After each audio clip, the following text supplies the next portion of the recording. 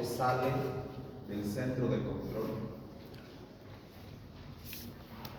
Y esta orden desde el centro de control se dirige hacia el tejido diana. ¿Qué es un tejido diana? Diana.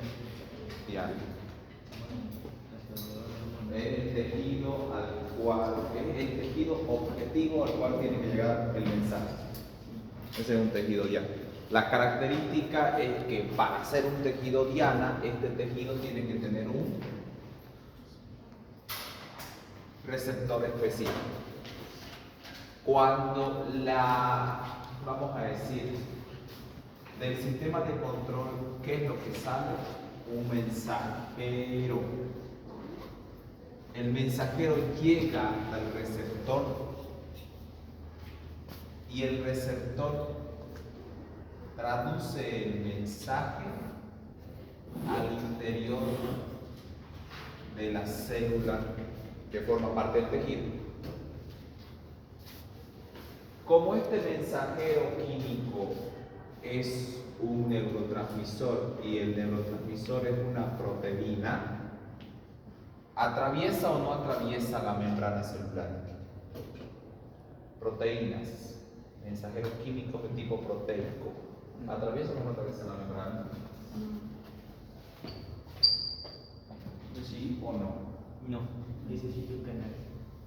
No, porque el hidrófilo y las sustancias hidrófilas no pueden atravesar la membrana celular. Creo que había una pregunta así en alguno de los exámenes, de uno de los parcialitos. Como estoy viendo poca asistencia a clase, ayúdenme con esto, a ver. Ponen pausa porque es algo como un centro de control y tenemos un receptor y tenemos un mensajero químico que no va a actuar dentro de la célula, sino que se va a ir a la membrana a encontrar un receptor. Y el receptor, este primer mensaje, lo va a convertir en un segundo mensajero. El receptor generalmente, para transformar este primer mensaje en un segundo mensaje, tiene a un elemento aliado, apegadito en el interior, que se denomina proteína G. La proteína G es una proteína especial que está anclada a los receptores de membrana. Esa proteína especial tiene tres partes: una porción alfa, una porción beta y una porción delta. La porción alfa es la más grande y es la activa. ¿Por qué? Cuando viene el mensajero químico, activa el receptor y el receptor a su vez activa la proteína G. La proteína G libera la porción alfa, separa la porción alfa y esta porción alfa de la proteína G actúa. ¿Quién es el responsable de hacer la acción final, de provocar el efecto que quería el centro de control? La porción alfa de la proteína G. ¿Se entiende? ¿Quién es el segundo mensajero entonces? La proteína G y su porción alfa. Oye, ahora existen diferentes proteínas G. Existe una proteína G, aquí lo voy a poner, proteína G, ¿qué es esta pizarra? Proteína GQ, proteína GI, proteína GS. En fármaco se las van a tener que aprender y en fisio también. Pulpo, pero ¿qué quiere decir GQ, GI, GS? Las GQ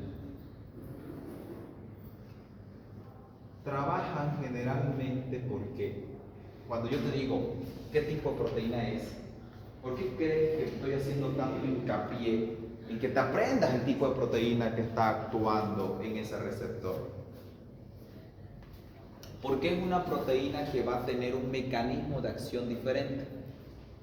Inositol trifosfato calcio Son proteínas que van a actuar sobre grupos fosfatos de la membrana celular. Las GI y las GS actúan generando energía. AMPC cíclico sobre algo que se llama adenilato ciclasa. Yo sé que esto es química y no les agrada mucho, pero tenemos que saber. Por el momento, les voy a decir que dependiendo la proteína G que tenga el receptor, el efecto será estimular o inhibir. Estimular o inhibir. En la anterior clase habíamos hablado de qué pasaba cuando yo estimulaba un músculo. ¿Qué pasaba? Y cuando yo lo inhibía, Se relajaba. se relajaba.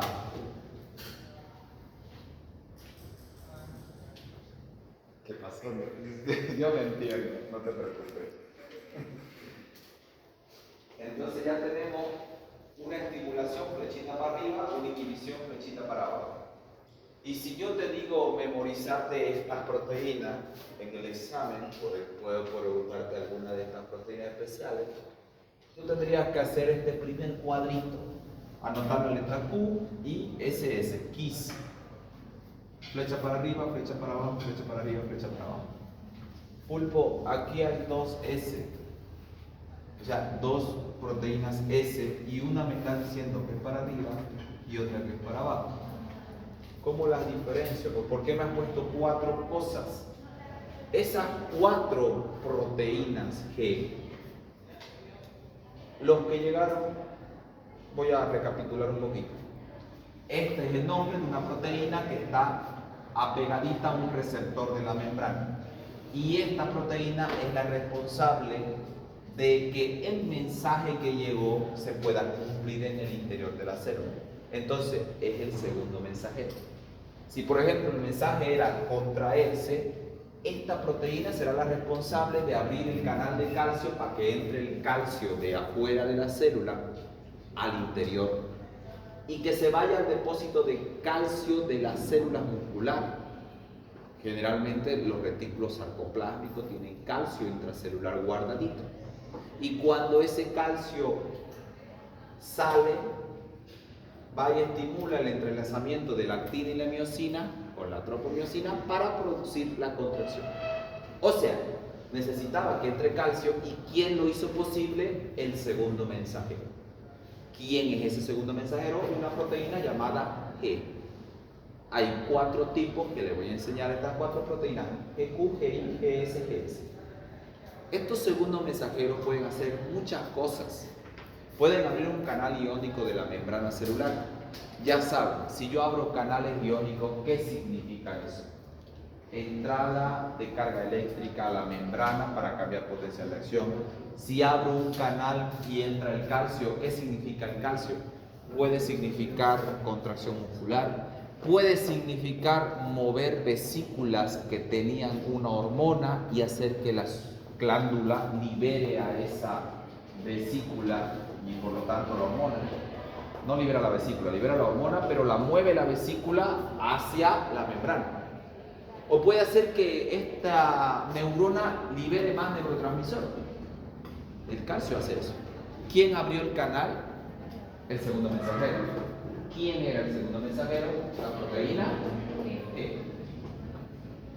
O sea que si en el examen yo te he pedido funciones de la proteína G, serán exactamente las mismas funciones que el segundo mensajero, porque son sinónimos. ¿Entiendes? O sea que a ti te puedo preguntar funciones de la proteína G y a ti te puedo preguntar funciones del segundo mensajero. La respuesta será exactamente la misma, pueden copiar. Son cuatro funciones básicas. Anótelas. Abrir canales iónicos en la membrana celular. Primera función. Y usted ya sabe que me sirve un ion ingresando a la célula. Produce potencial de acción, produce liberación de vesículas. ahí puede surgir una pregunta interesante, ¿no? ¿Para qué te sirve el calcio? De entre lo que el pulpo te ha dicho en clase, ¿con cuál te quedas de las funciones del calcio? ¿Cuál les parece más atractiva? ¿Qué función? La contracción muscular, sí, liberar calcio intracelular, pero ojo, no me confunda eso, porque ahí yo hago una pregunta tramposa. ¿Cuál es el calcio que te produce el efecto final de la contracción muscular? ¿El calcio extracelular que ingresó a la célula?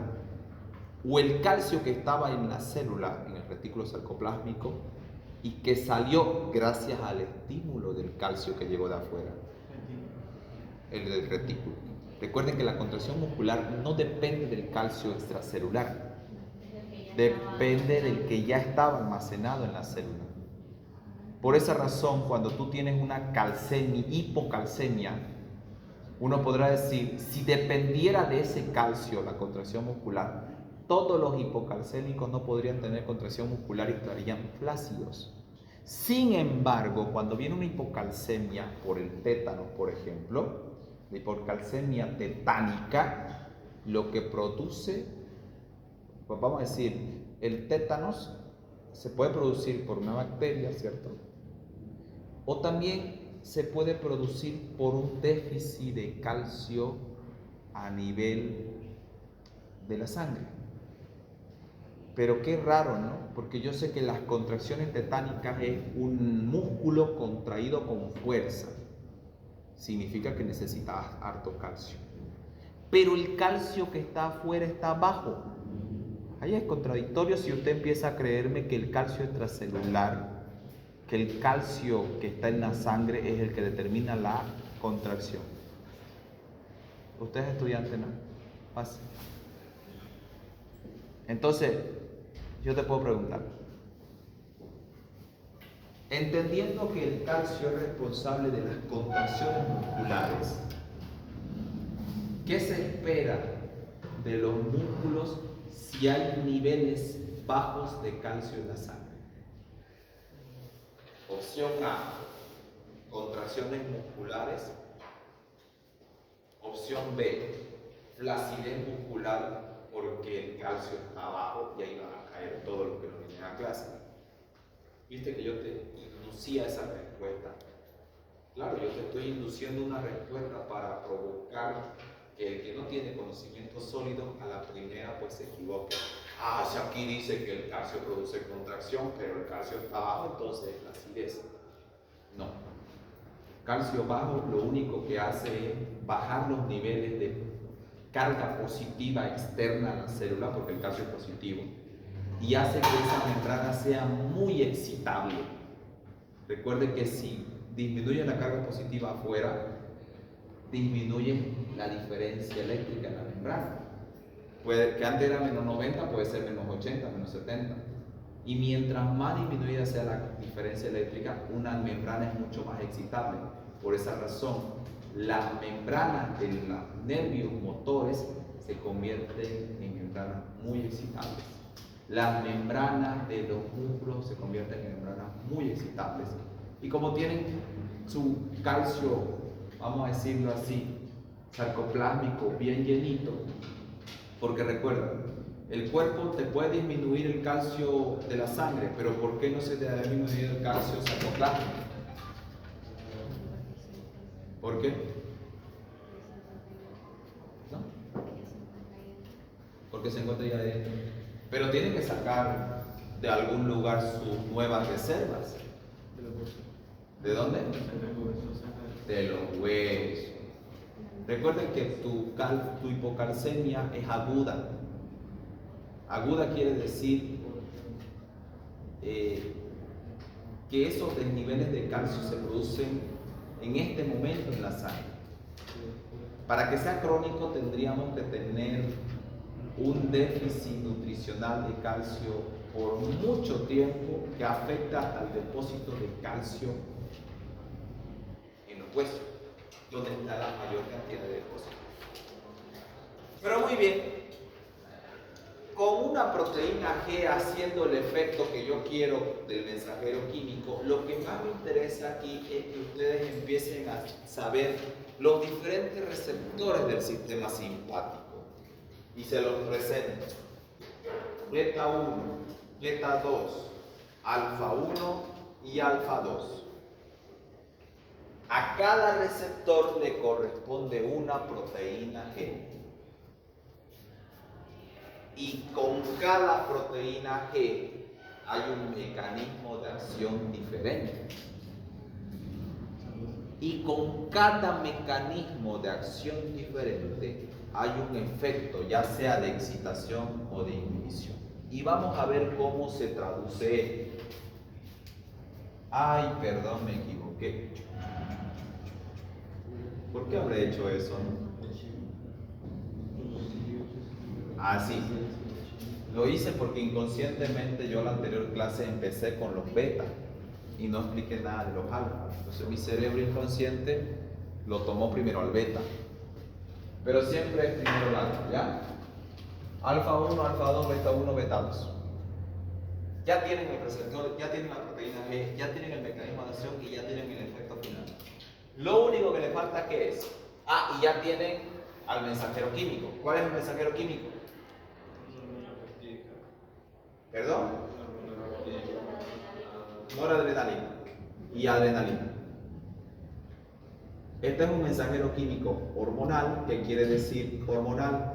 ¿Viaja por sangre o viaja por neurona? Por sangre. Muy bien. En paro cardíaco, pues métale adrenalina en bolo directo a vena, directito. Porque necesita que esa hormona llegue hasta el corazón a un receptor. ¿Cuál es el receptor del corazón? Aquí estamos, ¿no? Beta 1. Llegamos directo y producimos. Ajá, ¿por qué? Porque activamos.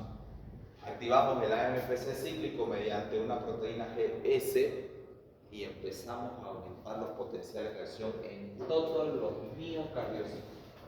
Aparte que también vamos al nodo sinusal. Y la noradrenalina es un mensajero químico de tipo nervioso, es un neurotransmisor. ¿Ese se transmite por sangre o por neurona? Por neurona, muy bien. Aquí viene algo bonito. ¿Dónde está el centro de control del sistema simpático? ¿Dónde está el centro de control del sistema parasimpático? A ver, para entender esto, quiero saber cuáles son los órganos diana o los tejidos diana. Recuerden, el tejido diana es el tejido al cual va dirigido mi mensaje.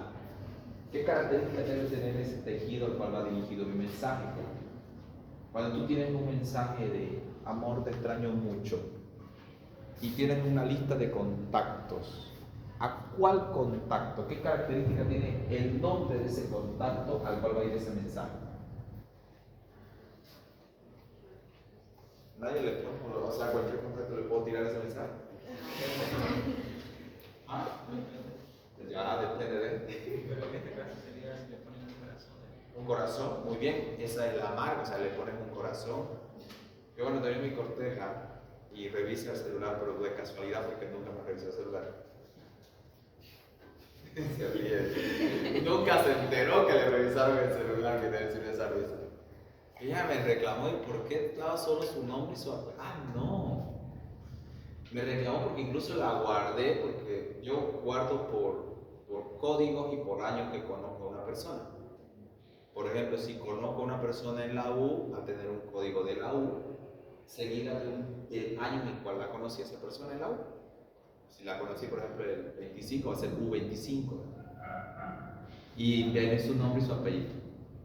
Obvio, es una manera en la cual tú ves un contacto y de qué conozco este contacto, de qué año lo conozco. Cada uno tiene su código. Y lo ve y me dice, ¿y por qué dice así? Qué feo me guardaste.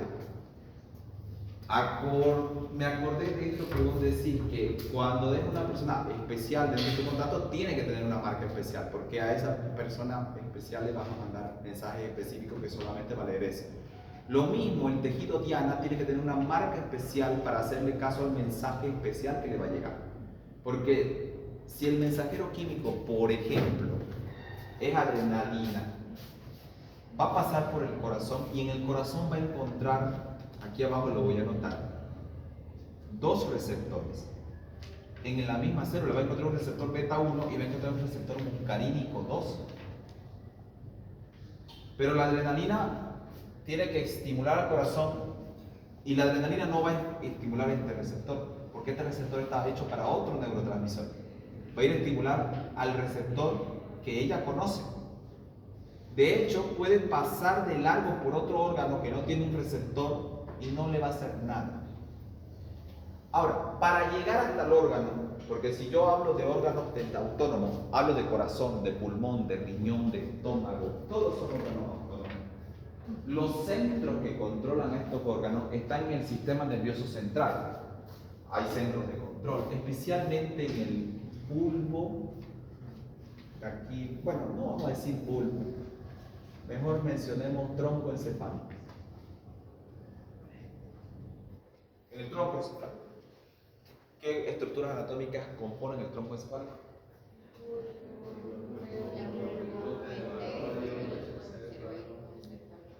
La protuberancia o puente, el bulbo raquídeo y el mesencéfalo. Porque después está el cerebro, el cerebelo, ya viene la médula ósea. Todo lo que tienes aquí manda señales a los órganos. Pero escuchen bien esto. Para llegar acá, solo se necesita dos neuronas. Dos neuronas, nada más. Desde el tronco encefálico sale una neurona y otra neurona. Obviamente que en el medio estas dos neuronas van a hacer sinapsis, tienen que comunicarse.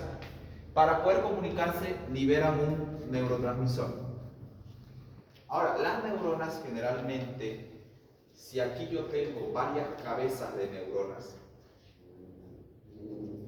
y estamos fuera del sistema nervioso central, por si acaso, estamos fuera y hemos salido del sistema nervioso central, estas cabezas, ¿qué se llaman? En el sistema nervioso central, cuando hay un montón de cabezas neuronales, se llaman núcleos.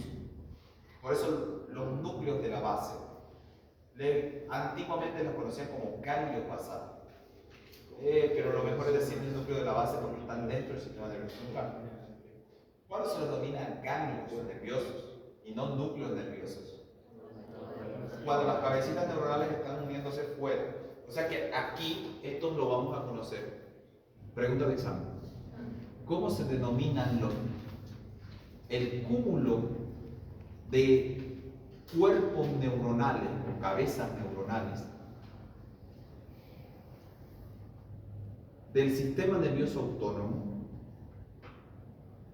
que se encuentran fuera del sistema nervioso central?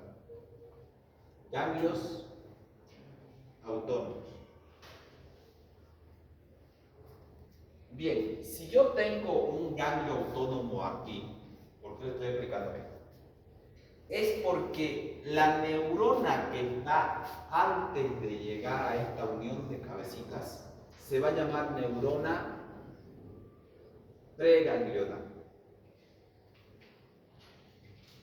Y la neurona que está después de este ganglio se va a llamar neurona postganglional.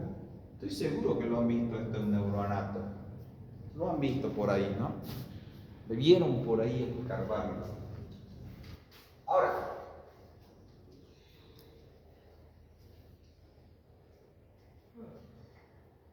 ¿de dónde sale? Eso es importante. ¿De dónde sale la neurona preganglional? ¿De qué parte del sistema nervioso central sale? Porque si bien hay una estructura que va a tener el control de los órganos, esa estructura le va a tirar la neurona, la va a estirar la neurona para que salga por alguna parte. Porque el ganglio, recuerden, esta primera neurona salió del sistema nervioso central y su cabeza está afuera. El sistema nervioso central está compuesto de cerebro o encéfalo, tronco y médula espinal. Ya, depende de las circunstancias. Hay dos circunstancias aquí clave. La primera circunstancia es un sistema denominado simpático. La segunda circunstancia es un sistema denominado parasimpático. Entonces, muy bien, la pregunta será ¿de cuál sistema estamos hablando? Si estamos hablando de las neuronas parasimpáticas, todas van a salir de los pares craneales. Los pares craneales dan origen, son las neuronas que dan origen a esta neurona preganglional parasimpática. Por ejemplo, el nervio vago. El nervio se llama vago y es el que más trabaja. ¿Cuál es su nombre completo? Lo conocemos como neumogástrico, pero un poquito más amplio su nombre. Creo que es neumocardiogástrico y no sé qué más. Eso, y el otro es el trigémino. Ahora hay nervios mixtos, la mayoría hay nervios mixtos, hay nervios sensitivos y motores, ¿cierto? El vago es un nervio mixto, porque ese nervio tiene vías de entrada y vías de salida. Si el corazón, por ejemplo, vamos a decir, por algún motivo el corazón empieza, no el corazón, vamos a ir un poquito más allá, la presión arterial. Si la presión empieza a bajar peligrosamente porque está deshidratado el tipo, vamos a decir eso, no ha tomado agua y la situación no normal, pero que en una persona sana fisiológicamente tengo que compensar. Baja la presión arterial, aquí hay un receptor que mide la presión, que es un vasoreceptor. Ese vasoreceptor tiene que enviar una señal hasta el centro de control. La señal es sensitiva. Todas las señales que vienen del corazón, sea cual sea la señal, tiene que viajar dependiendo de la zona del cuerpo, va a viajar por uno o por otro. Aquí está involucrado. ¿Cuál es el nervio de Heyden-Bauer? ¿Lo conocen? ¿No han escuchado el nombre del nervio de Heyden-Bauer? Ok, se conecta con otro que sí, yo creo que lo han escuchado, con el glosofaringeo. Con el glosofaringeo, sí. Esa es la primera vía. Nervio del Heyden-Bauer y el glosofaringeo son nervios, si bien el glosofaringeo es mixto, va a dar una respuesta motora, pero también tiene fibra sensitiva y va a enviar la mayoría de las señales que tengan que ver con el callado de la aorta. No, perdón, no con el callado de la aorta, sino con la bifurcación de las carótidas. Exactamente. Por esa razón, cuando tú quieres estimular que la presión arterial suba, bueno, no me voy a ir ahí, por luego, ahí no. Pero han explicado masaje carotídeo. ¿No han escuchado en qué consiste el masaje carotídeo? ¿Quién escuchó qué consiste el masaje carotídeo?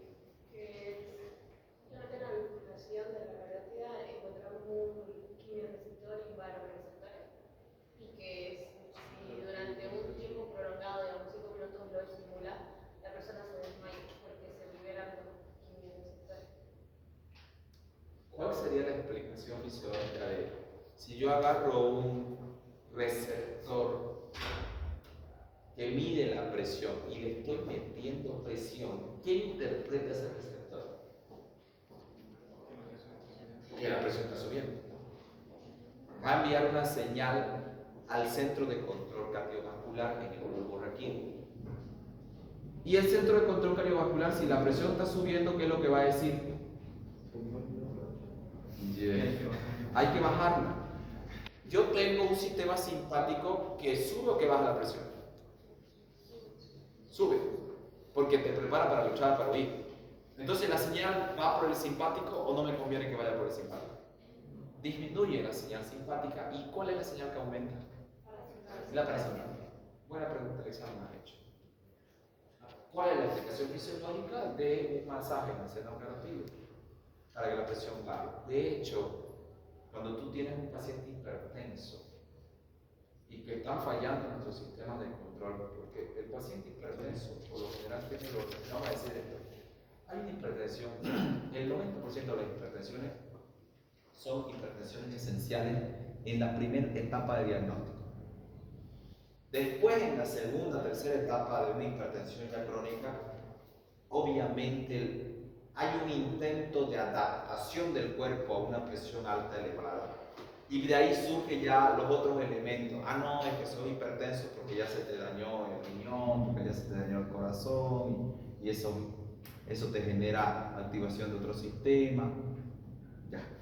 Pero en la primera etapa tú no encuentras una causa de por qué se le sube la presión a este tipo. Y hay muchas hipertensiones que no responden necesariamente a decir, ah, se te subió la presión porque estás gordo. No necesariamente, porque la gente gorda que tiene la presión arterial normal. Y vas a encontrar gente que no tiene sobrepeso, que es hipertensa. 90% son esenciales, quiere decir que tienen causa conocida.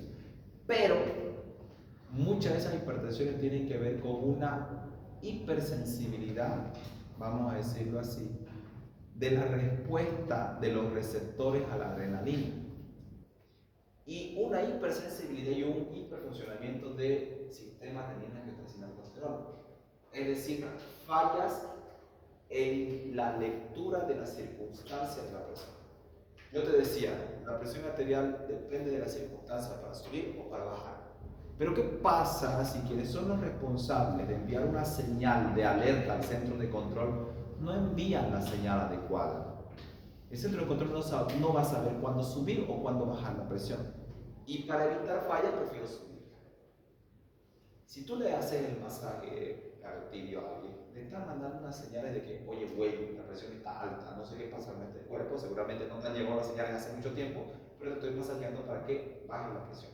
O si la persona está tensa, está muy nerviosa, probablemente su sistema nervioso simpático esté tan sensible y se active tan rápido que a esa persona sea necesario masajearle el seno carotídeo.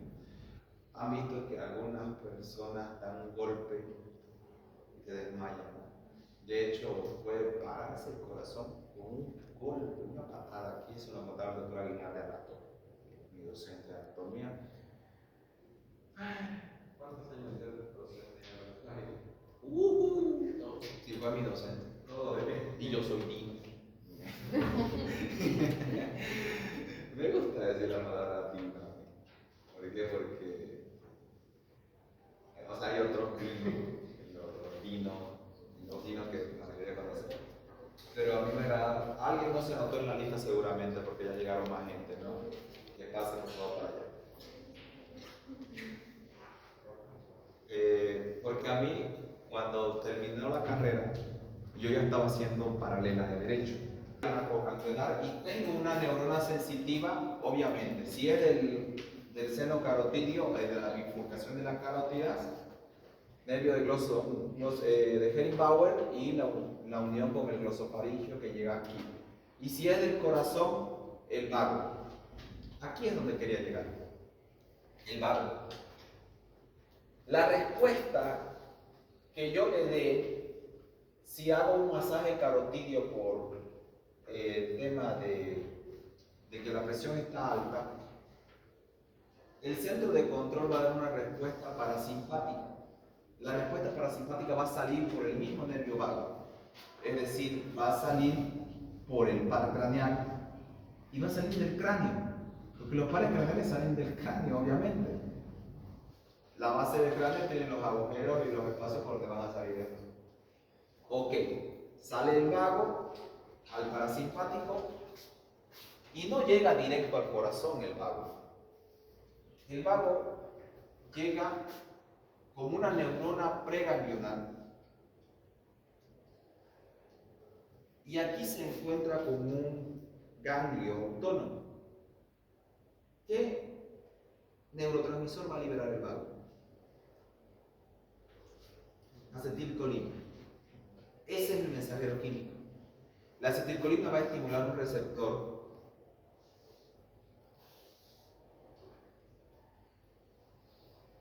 Este receptor se denomina receptor nicotínico. Anóteselo. ¿Cuántos receptores te estoy mencionando hasta el momento? Alfa y beta aquí, muscarínico acá, y te estoy mencionando un nuevo receptor que se llama nicotínico aquí. ¿Dónde está el receptor nicotínico? En el ganglio autónomo. ¿Qué es el ganglio autónomo? Es el punto de unión entre una neurona preganglionar y una neurona postganglionar. ¿Y qué son estas neuronas? Son el camino que sigue el mensajero químico desde el centro de control hasta el órgano diana. Ok, queda claro, ¿no? ¿Cuántas neuronas se necesita para llegar del centro de control a la órgano diana? 2 neuronas. Esas neuronas se denominan neuronas autónomas. El punto de encuentro de las neuronas es un ganglio autónomo. Lo que se libera de la primera neurona autónoma parasimpática es acetilcolina. La segunda neurona autónoma parasimpática, porque recuerden que tenemos que hacer que el corazón baje su latido, libera también acetilcolina. Muy bien, pregunta de examen. ¿Cuál es el neurotransmisor liberado en el sistema parasimpático para poder cumplir sus funciones? Acetilcolina. ¿Qué se libera en la primera neurona parasimpática? ¿Qué se libera en la segunda neurona parasimpática? Muy bien. ¿De dónde surgieron estas neuronas parasimpáticas preganglionares? De los palos craneales. Muy bien. ¿Quién lleva las informaciones o señales nerviosas sensitivas al centro de control cuando se trata de corazón y vasos? El vago, el nervio de Henning-Bauer y el glosofaríngeo. Son nervios sensitivos. ¿Quién lleva la información motora cuando se trata de corazón? Nervio vago. Esta es una información motora también, chicos. Sensitivo es cuando yo la llevo. Me está masajeando el seno carotidio, envío mi señal sensitiva. ¿Por quién? Por el nervio glosofaríngeo. Me han dado un golpe en el corazón. ¡Ay, qué dolor! ¿Quién lo envía? El vago. Está enviándose la señal nerviosa. Sensitivos son. Pero también el vago trabaja harto porque envía una señal motora. La señal motora es simpática o parasimpática. La señal motora del vago es simpática o parasimpática. Parasimpática. ¿Qué produce en el corazón? Inhibición o disminución del trabajo cardíaco. Muy bien. ¿Hasta ahí vamos bien? Sí, vamos bien. Ahora les quiero dar un detalle más para terminar la clase, algo que va a complicar la existencia de los que no vienen a clase, porque les voy a poner en el examen. Resulta y acontece que vamos a hacer lo contrario que hicimos ahorita. En vez de bajar la frecuencia cardíaca, la vamos a subir. Imagínate que la presión arterial está bajando, por lo tanto menos sangre llega al corazón porque me fracturé la pierna y estoy perdiendo más sangre. Hipovolemia, menos sangre llega al corazón. El corazón late menos. ¿Quién envía la señal de latido que está disminuyendo? Una señal sensitiva al centro de control. ¿Quién? Vamos, fuerte. El vago. Y si yo te pregunto en el examen, mira mi trampa. Recuerde usted, yo te estoy insinuando que recuerdes esto, que el nervio vago forma parte motora del sistema parasimpático. Así te lo estoy poniendo, ¿no? ¿Qué estoy haciendo con el estudiante que no viene a clase? Lo estoy induciendo a creer algo que es verdad, porque yo no puedo mentirte en mi examen, tengo que decirte la verdad. El nervio vago forma parte motora del sistema parasimpático. Muy bien. Entendiendo que un paciente que pierde sangre necesita que se active su sistema simpático, pregunta, ¿cuál es? ¿Cuál es el nervio responsable de enviar la señal sensitiva? Seguimos aquí, Seguimos aquí. ¿Cuál es el nervio responsable de enviar la señal sensitiva al centro de control para generar una respuesta simpática? sigue siendo el vago. Pero yo te lo voy a poner así. Mira cómo te lo voy a poner. Lo voy a poner así. Nervio vago, parasimpático te voy a poner. Te voy a poner esto que es una mentira, ¿eh? Vago, simpático. ¿Esto existe? No, el vago sigue siendo siempre parasimpático. Pero Pulpo, el vago es mixto. ¿Por qué le pones simpático así? Primero, el nervio vago no actúa a nivel del sistema simpático. Pero te voy a poner esto. Vago, porción sensitiva. Vago, porción motora. Te puedo poner parasimpático acá, mira. Te puedo poner parasimpático, te borro esta. Y te pongo vago, porción motora. Ahí no te estoy mintiendo, ¿no? Porque hay una porción motora que es parasimpática. Eso es lo correcto, chicos. Hay una porción motora que es parasimpática. Pero la porción sensitiva no tiene discriminación. Ni es simpática ni parasimpática. Porque el denominativo simpático-parasimpático yo lo uso ¿para qué? Para las porciones motoras. Porque son respuestas que mi cuerpo me da. No lo utilizo, ese término simpático-parasimpático, no lo utilizo para una porción sensitiva. Porque la porción sensitiva simplemente me dice cómo está el cuerpo, no me elabora respuesta. Quien me elabora respuesta son las porciones motoras de los nervios. Que a esas porciones yo le puedo decir, vos sos simpática, vos sos parasimpática. ¿Entendés? Entonces, si yo te pongo vago, porción sensitiva, esta es correcta. No importa a quién yo le voy a ayudar, si le voy a ayudar al simpático o al parasimpático a hacer su tarea, yo sigo cumpliendo mi señal sensitiva, nada más. Pero si yo te pongo vago, porción motora parasimpática, ¿te estoy diciendo la verdad? Sí, pero no me puedes encerrar esto. Porque yo te estoy preguntando cuál es el nervio responsable de enviar la señal sensitiva al centro de control para que el centro de control responda de manera simpática. Ahí está la trampa. Porque yo estoy tratando de confundir al estudiante que no viene a clase diciéndole, yo quiero que me responda simpático. Y el estudiante que no viene, pues es simpático, aquí está. ¿Se entiende? Ahora sí, bien. Siempre vamos a tener los nervios vagos o los sensitivos. No importa con qué sistema vamos a actuar en la respuesta, si es simpático o parasimpático, pero él no discrimina. Él trabaja para todos por igual. ¿Sí? Perfecto. Ahora, la respuesta simpática, escuchen bien esto, aquí viene el grosso de la clase. Cuando yo voy a dar una respuesta simpática, mi nervio simpático no sale de los pares craneales.